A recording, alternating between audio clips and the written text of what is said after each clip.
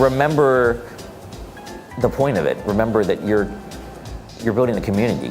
You're not just doing this to get famous. You're not doing this to make it about yourself. You're doing it to build a community. And that's really what all the successful YouTube channels have done. My name is Scott Bradley. I'm the creator of Postmodern Jukebox. And I was like, baby, baby, baby, oh. You and me could write a bad romance. I wanna, you're like an animal. I'm a genie in a bottle. It's the final countdown. Ice, ice, baby. Word to your mother. You have to have some people that doubt you, because that's the only way. It's kind of like a test. It's like people are trying to see if you're really committed to this idea and seeing it through and making it work. I believe that a lot of these ideas are really possible, even the things that seem crazy. You really have to find a way to take the initiative and make it happen, because other people are going to doubt you. Rhapsody in Blue had this combination of jazz and classical music, which I thought was really cool, how they kind of mashed up all these genres together. So I started kind of teaching myself piano and eventually got pretty good at it. Went to school for music, and then after school moved to New York City. I saw that there's a lot of people that were putting themselves on YouTube, but it was like at this time kind of a more amateur type of content and everything.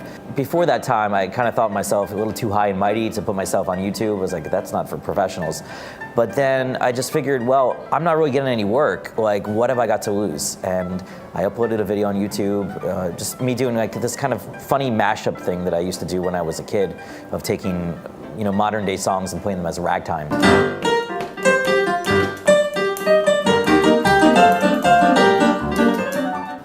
It went viral, and then I remember checking the next day and I see just like this whole list of comments, going down, and I was like, how did people find my video? And I found that Neil Gaiman, the writer, had tweeted it to all of his followers, and within a day it had, 10,000 views.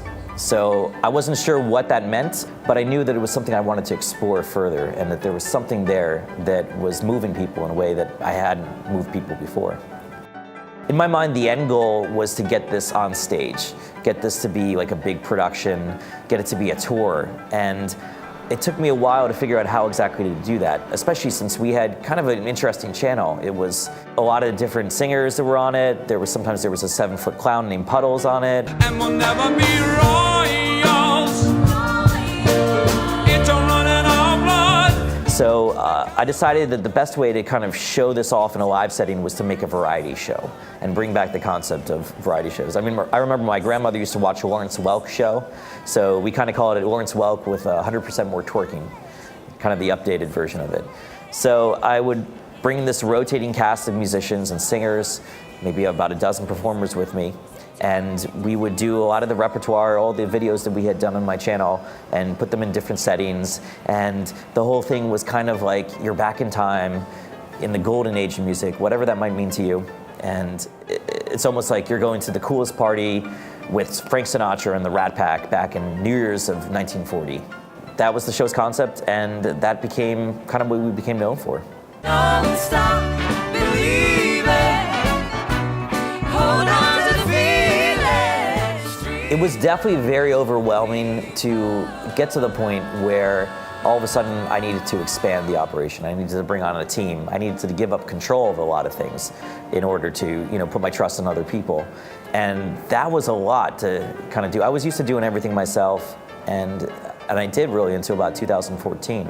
And then I got management, then I had an agent, then I had lawyers, and then I had accountants and all these kind of things. And that was a tricky transition. And then the more people that were involved in the project, the more kind of personalities to manage, the more difficult questions there were to be answered about the project. So that was a pretty stressful experience. And then also I was kind of working myself pretty hard too. I think that I put a lot of pressure on myself now that all of a sudden I had this opportunity to make the most of it. And I definitely put in a lot of hours, and I'm grateful for the experience, and I wouldn't have changed anything. I think that I needed to go through that. But if I saw somebody going through what I was going through at that time, I'd be like, hey, just chill out a bit, just relax, you know? Don't overwork yourself. Make sure that you, especially in a creative project, you want to make sure that you always have those creative fires burning. And if you do too much work, or if you stress yourself too much, then you're not going to have that energy to do all the creative stuff. I'm gonna pop some tags. Only got $20 in my pocket. I'm hunting, looking for a come up. This is freaking awesome. Around 2013, that's when we had our biggest viral hit at the time. We did a cover of the Macklemore song "Thrift Shop," and that went all over the internet. And that was a crazy feeling, because we had, you know, I had some viral videos before, but nothing that got like 1 million in a week. And then we had downloads for that song on SoundCloud. People were just downloading like crazy, and I was like realizing that there was actually a demand for this kind of thing.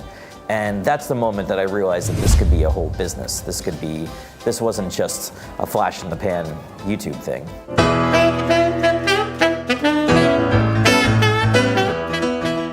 When I started making YouTube videos, I was renting this very small basement apartment.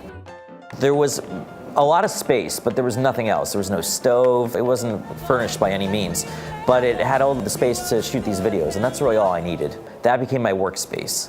And then I moved apartments, and after I started getting a little bit more success, I moved to like a nicer apartment. But then I did the same thing, and I turned that into a studio. And then I moved to Los Angeles and got a bigger house, and then I turned that into a studio. So it's just pretty much, it's just what I do, you know? There's something about recording in a living room that just makes everybody at ease, and it just feels familiar, and it feels like you're just friends hanging out, rather than, you know, like, oh, we gotta get this video together, and we're all stressed out and everything. So I've always kind of kept that aesthetic, and even today, we film in my living room, just with, you know, nicer cameras and stuff. To my homegirls here with the big butt, shaking it like we at a strip club. So the most viral we ever really went was when we covered "We Can't Stop," the Miley Cyrus song, as a doo-wop 1950s cover. And it became the most watched video on YouTube for the day that it was released, which was crazy. And we wound up getting 4 million views in a day, in a single day. And I would get inquiries from ABC World News and Good Morning America and all these legit news outlets reaching out, wanting to know about Postmodern Jukebox, wanting to know what we were doing. That one just kind of hit a nerve in a way that I think our previous videos didn't, because it was so timely, it was so relevant. Miley Cyrus had just performed a very controversial routine at the Video Music Awards. And then we come in with this squeaky clean doo-wop version, and there's an amazing doo-wop group that sings with us named the T-Tones that are local. It was just such a fun, uplifting kind of video that it became stuff that people were sharing all over the place, and it just took off. My reason for writing the book, Outside the Jukebox, was really to give everybody hope that is involved in YouTube or creative ventures or whatever, that it is possible. You don't need a record label. You don't need to have big corporate backing or anything like that. You can build a fan base and do all these things with all the tools that are on the internet right now. And my advice to anybody that is starting a YouTube channel right now in 2018 is to remember the point of it. Remember that you're building a community. You're not just doing this to get famous. You're not doing this to make it about yourself. You're doing it to build a community. And that's really what all the successful YouTube channels have done.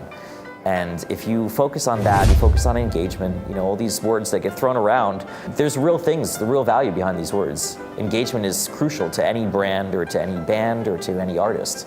You have to find a way to make yourself and your work relevant. And that's what engagement does. Well, I think that's been the most uplifting part of this whole journey, you know, and that's when things feel real. When I get to connect with real people whose lives have been touched, who, you know, have been inspired in some way. I mean, that's something that's beyond what I ever thought was possible.